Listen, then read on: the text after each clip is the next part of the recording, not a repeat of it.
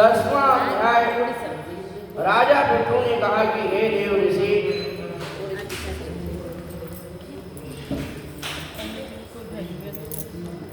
आपको नमस्कार है और अब कृपा करके आप क्या कहिए कि जिस समय भगवान शंकर ने माथे का तेल क्षीर सागर में डाल दिया था और उस समय क्या हुआ।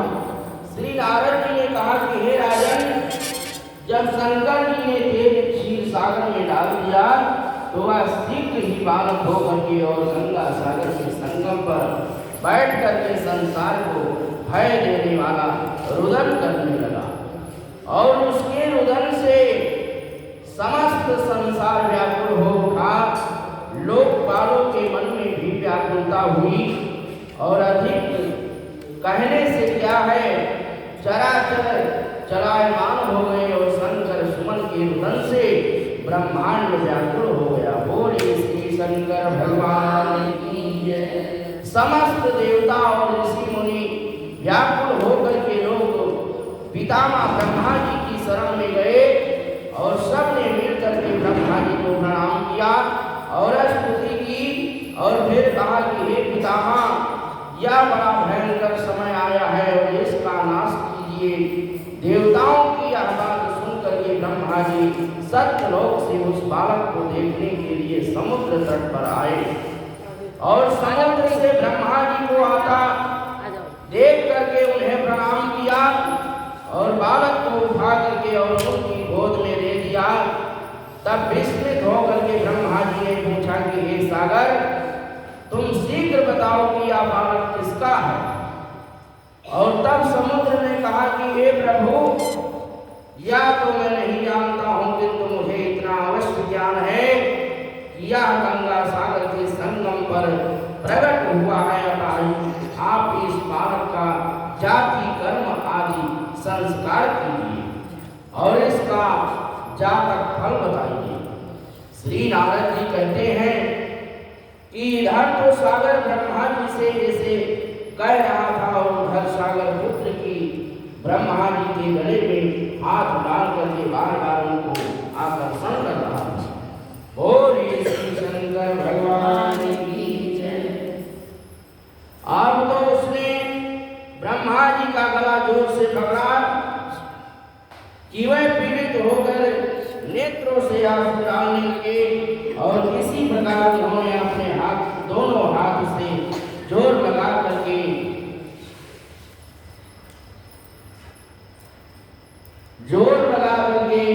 गला छुड़ाया और सागर ने कहा कि सुनो, मैं तुम्हारे पुत्र का जातक फल कहता हूँ और मेरी आंखों से जो जल निकलता है इस कारण इसका नाम जलंधर होगा।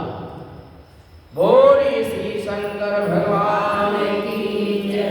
श्री लक्ष्मी नारायण भगवान की जय। यह पैदा होने के साथ ही तरुण हो गया था और इससे यह सब शास्त्रों का पारंगत महापराक्रमी महावीर जवान और रण दुर्गम तथा सभी व्यक्तियों का पारंगत और भगवान विष्णु को जीतने वाला होगा और यह कहीं भी नहीं हारेगा।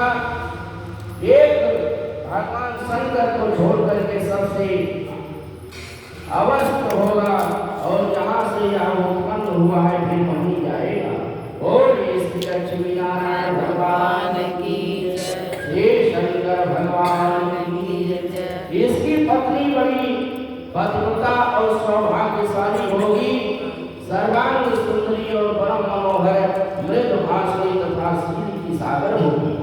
श्री नारद जी ने कहा कि हे राजन, सागर से या कहकर के ब्रह्मा जी ने शुक्राचार्य को बुला करके और बालक का राज्य अभिषेक कराया और फिर अंतर ध्यान हो गए। अब तो उस बालक को देखकर सागर बहुत प्रसन्न हुआ और कितने ही उपाय से उसका पालन करके बड़ा किया और फिर कालनेम नामक असुर को बुला करके उसकी गंगा नाम की पुत्री से उसका विवाह कर दिया। बोलिए श्री लक्ष्मी नारायण भगवान की जय। श्री शंकर भगवान की जय। अब शुक्राचार्य के प्रभाव से वह दैत्यों पर राज्य करने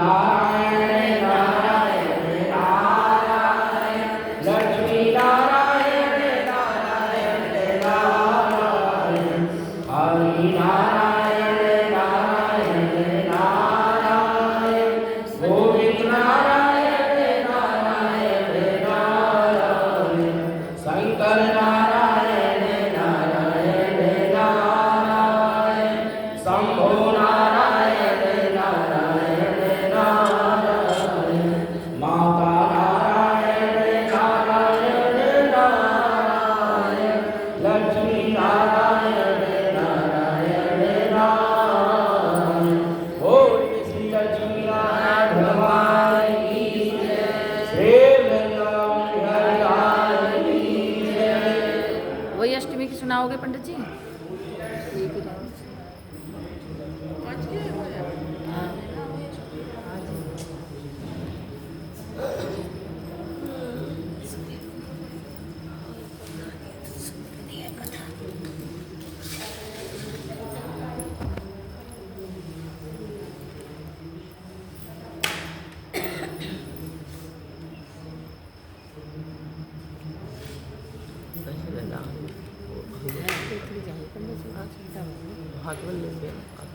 मेरी टेंशन नहीं,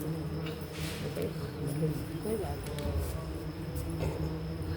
बड़ी दिखा के चले गए।